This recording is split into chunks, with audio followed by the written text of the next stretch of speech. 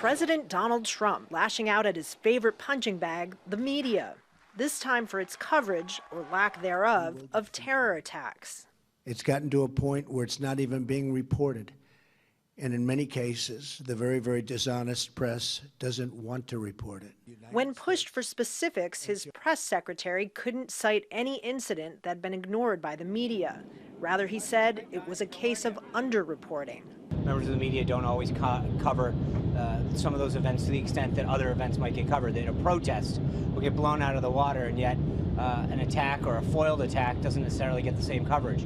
For example, an American band was on stage when the gunman stormed in. We have new video coming in. This is from outside the Bataclan Theater. The attacks on Paris cafes and the Bataclan Theater, and in Orlando, Florida, the gunman who opened fire on the Pulse nightclub. They were on a list of 78 attacks worldwide that the administration described as underreported. The list was released after Counselor KELLYANNE Conway was forced to admit that the so-called Bowling Green massacre she'd talked about on national television never actually happened. The Trump administration's unsubstantiated claims have become a challenge for news organizations to fact-check and respond to. Media watchers warn that all the focus on controversial statements is just a distraction from the impact of policy decisions.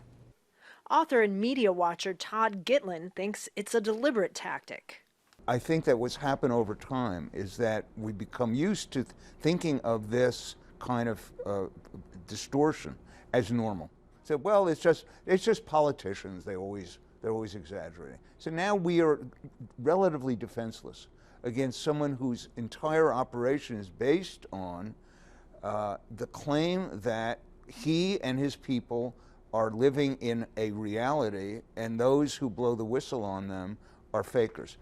Still, a fact is a fact, and ultimately the president, as well as the media, will have to answer to the American people. Kristen, Saloomey, Al Jazeera.